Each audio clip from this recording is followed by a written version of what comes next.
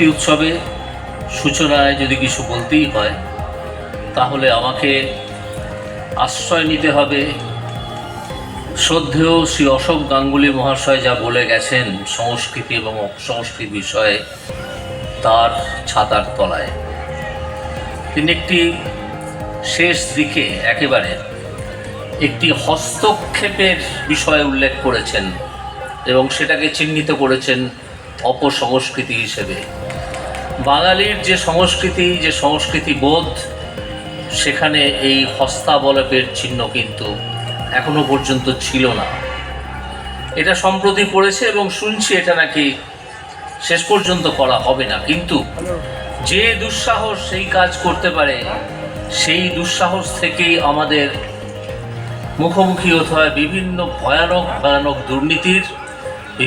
ভয়ানক দুর্নীতি ঢাকার প্রচেষ্টার এবং বিভিন্ন রকমের যাবতীয় ক্রিমিনালিটি, যেখানে যারা তদন্ত করতে যাচ্ছেন তাদেরকে পর্যন্ত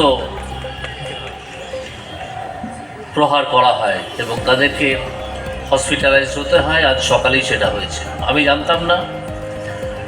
যাই হোক, এটা পশ্চিমবঙ্গের সংস্কৃতির মধ্যে পড়ে না।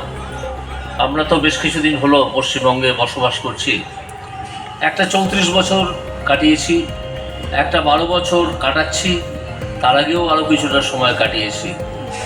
কিন্তু এই ধরনের একটা দুর্নীতি, এই ধরনের অসভ্যতা, এই জিনিসের মুখোমুখি হওয়ার অভিজ্ঞতা এর আগে হয়নি।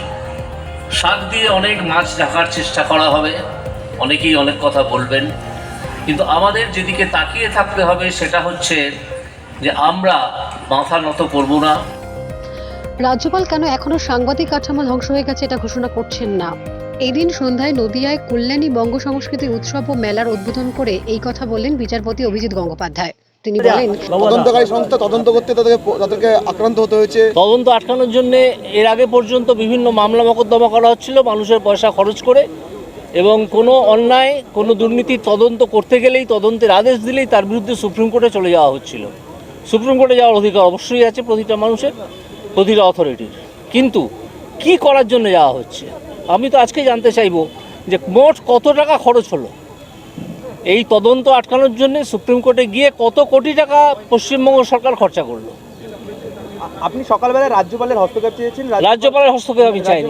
আমি বলেছি যে রাজ্যপাল কেন এখনো পর্যন্ত কনস্টিটিউশনাল মেশিনারি ধ্বংস হয়ে গেছে এটা ডিক্লেয়ার করছেন না। তিনি ডিজিকে তলব করেছেন। তিনি কাকে তলব করেছেন আমি জানি না। সকালবেলা একদম সেখানে কেন্দ্রীয় বাহিনী থাকা সত্ত্বেও সেখানে আক্রান্ত হতে হলো তদন্তকারী সংস্থা। কেন্দ্রীয় বাহিনী কতজন? কেউ যদি কারা অর্গানাইজ হয়ে করেছিল সেই খবরটা আপনারা নিন। কারা করেছিল? আমি তো মনে করি যার খোঁজে গিয়েছিল তাকে আজ রাত্রির 12টার মধ্যে ইডির অফিসে এসে হাজিরা দেওয়া উচিত। ইতিমধ্যে পুলিশ 10 জনকে গ্রেপ্তার করেছে। পুলিশের গ্রেপ্তারের কথা ছাড়ুন। আজকে যে ঘটনা, সেই ঘটনা নিয়ে পশ্চিমবঙ্গের আইন শৃঙ্খলা নিয়ে কি বলবেন? পশ্চিমবঙ্গে আইন শৃঙ্খলা আছে বলে আপনার মনে হয়?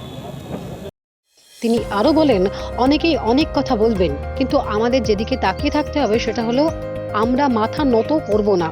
প্রত্যেকটা মানুষ যে কোনো পরিবেশে, যে কোনো পর্যায়ে, আর যদি কিছু না পারি বলবো যে আমি এটা মানছি না।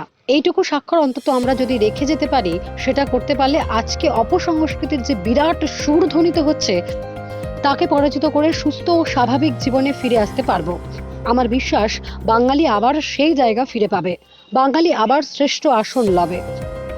সাংবাদিকদের প্রশ্নের উত্তর দিতে গিয়ে বিচারপতি গঙ্গোপাধ্যায় বলেন, আমি মনে করি যার খোঁজে গিয়েছিল তাকে আর রাত 12টার মধ্যে ইডির অফিসে এসে হাজিরা দেওয়া উচিত।